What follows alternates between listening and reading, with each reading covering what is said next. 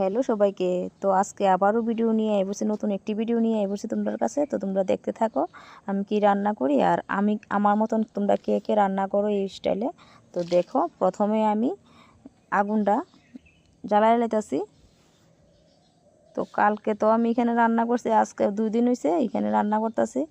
ভালোই লাগছে কালকে রান্না করো, তো ভাবলাম আমি প্রায় সময় এখানেই রান্না করবো এখন, আর তোমরা সাথে ভিডিওটি শেয়ার করবো। তো প্রথমে জলটা ধরাইতেছি। তো আজকে রান্না করবো মাছ পেঁয়াজি করবো, বাটা মাছ আগে থেকে কাটটা ধুয়ে ধুয়ে পরিষ্কার করে নিয়ে পড়ছি এখানে। আর চিকেনের ছালটা কালকে আনা হয়েছে।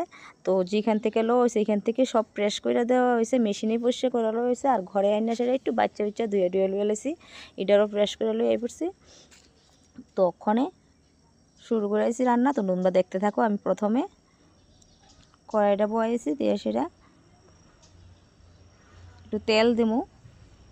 কড়াইটা প্রায় গরম হয়ে গেছে গা। তো পরিমাণ মতন তেল দিয়ে দিছি। তো এর মধ্যে একটু নুন দিয়ে দেবো, মাছের মধ্যে নুন দিছি আর একটু হলুদের গুঁড়ি দিছি, দিয়ে সেটা একটু কাশ্মীরি লঙ্কা গুঁড়ো দিয়ে সেটা মাছটির প্রথম মাখ খেলামো। তো মাছটি বাড়ির সামনের থেকেই রাখছি, আজকে সকালে নিয়ে আইছিল। তো কাটার আর দেখাইলাম না, কাটতে উঠতে সেটা ছানের আগে কাটতে উঠতে রেডি করে রাখছিলাম প্রথমে। তো কই সবসময় দেখো মাছ মাংস যাই হোক আগে ছানের আগে করলে শরীরটা মানে ফ্রেশ লাগে নিজের কাছে। ছানের পরে মাছ টাছ কাটতে কিংবা ধুইতে ভালো লাগে না। তো কড়াইয়ের মধ্যে তেল দিয়ে দিয়েছি, দিয়ে সেটা এক এক করে মাছটি দিয়ে দিছি। মাছটি লাল করে ভাজছিলাম।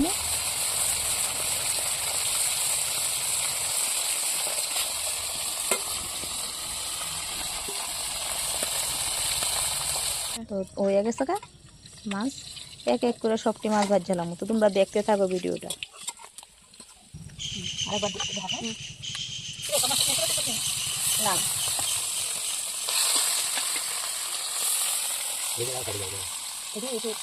তো মাছ টানানি শেষ আমার। তো কড়াইয়ের মধ্যে আবারও তেল দিয়ে দিছি পরিমাণ মতন। তো পেঁয়াজ কুচি দিয়ে দিতেছি। পেঁয়াজ কুচি একটু ব্রাউন কালার হইব যখন, তখন দিয়ে দেবো একটু রসুন কুচিও দিয়ে দিতেছি, অল্প একটু দিছি।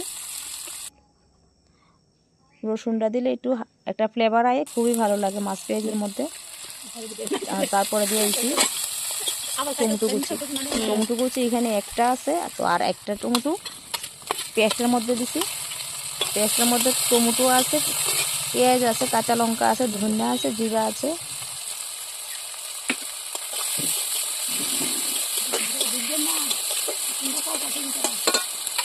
তো পেস্টও দিয়ে দিলাম এটার মধ্যে, একটু জল দিয়ে দিলাম।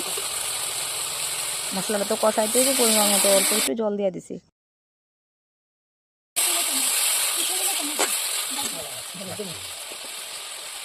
তো এর মধ্যে একটু হলুদ দিয়ে দিলাম।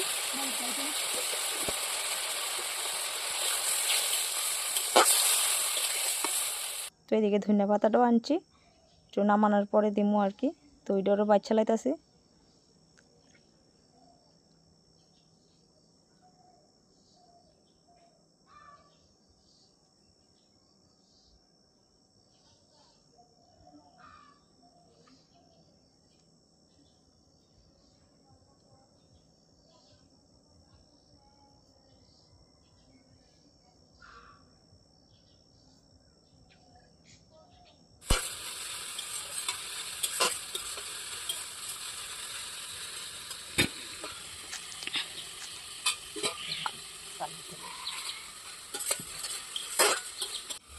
তো কয়েকটা চিরা কাঁচা লঙ্কা দিয়ে দিতেছি মাছ পেঁয়াজের মধ্যে।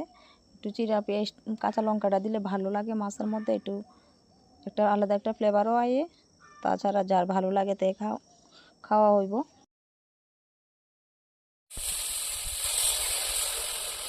তো পরিমাণ মতো একটু জল দিয়ে দিয়েছি, মশলা থেকে তেল ছেড়ে দিছে, তারপর দিতে পরিমাণ মতো জল দিয়ে দিয়েছি, বেশি দিতাম না, একটু শুকনো শুকনো ভাব থাকবো। মাছটিও দিয়ে দিলাম।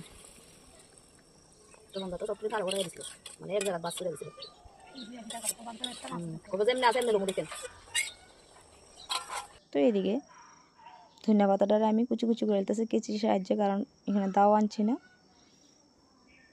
আর কেচি দিয়ে আমার অনেক কাজ করতে সুবিধা হয়। কিছুটা দিয়ে কাজ করতে অনেক সুবিধা হয়, মাছ কাটার থেকে ধুইরা সবজি কাটা, কাঁচা লঙ্কা চিরা সব কিছুই ভালোই লাগে কাটতে।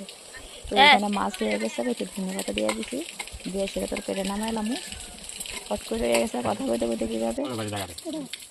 তো দেখো আমার মাছ তরকারির লুকটা এমন আছে, তো কেমন লাগছে, তোমরাও কি আমার মতনই রান্না করো কিনা জানাই অবশ্যই।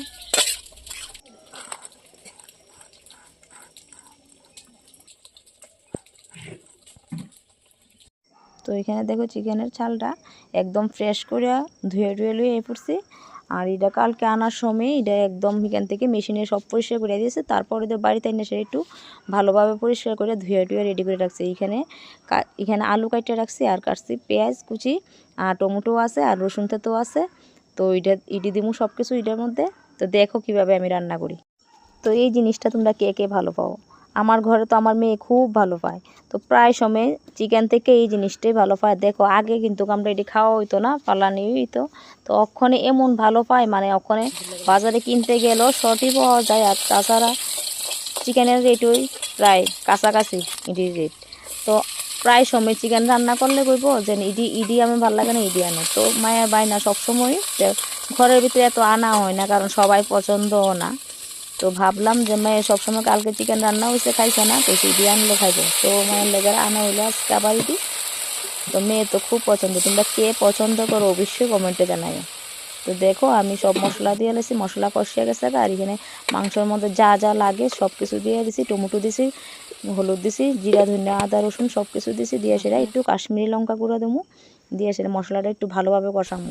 আর এটার মধ্যে অল্প তেল দিছি, তো আমি কড়াইয়ের মধ্যে তেলটা একটু কমাই দিছি, কারণ ছালটার মধ্যে তো প্রচুর তেল থাকে, এর মধ্যে আরও তেল থাকলে হইলে যদি এটা ছিটকা না দেওয়া হইতো, এটা আনার সময় এখান থেকে চিক্কা টিক্কা সব কিছু রেডি করে আনা হয়েছে, বাড়িতে আনলে যাতে বেশি পরিশ্রম না হয়। তো এই তো মশলাটা কষাই লাইতেছি, প্রায় কষানি হয়ে গেছে। তো ওইটাও তুলে দিলাম, চালটা তুলে দিয়ে এটা একটু ভালোভাবে কষামো।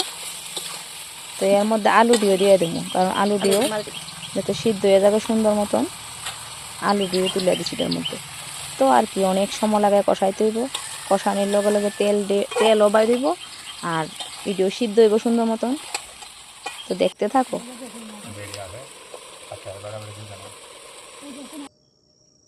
দেখো প্রচুর তেল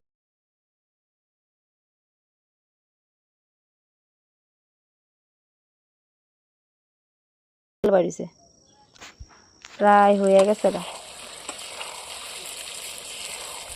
আর অল্প একটু কষামু, কষায় সেরা গরম মশলা দিয়ে নামাইলামু।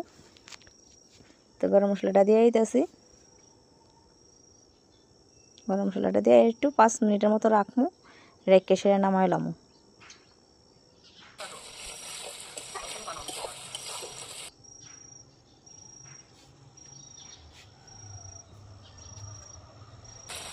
একদম ভাজা ভাজা হয়ে গেছে, একদম সুন্দর মতন, একদম তেল ছেড়ে দিছে মশলার থেকেও, এটির থেকেও তেল বাইরেছে অনেক। তো নামাই লাইছি, কমপ্লিট আজকের রান্না, আজকের লেগে। তো আমার ভিডিওটা কেমন হয়েছে অবশ্যই তোমরা কমেন্টের মধ্যে জানাইও। তো তোমরা সবাই ভালো থাকো, সুস্থ থাকো, টাটা।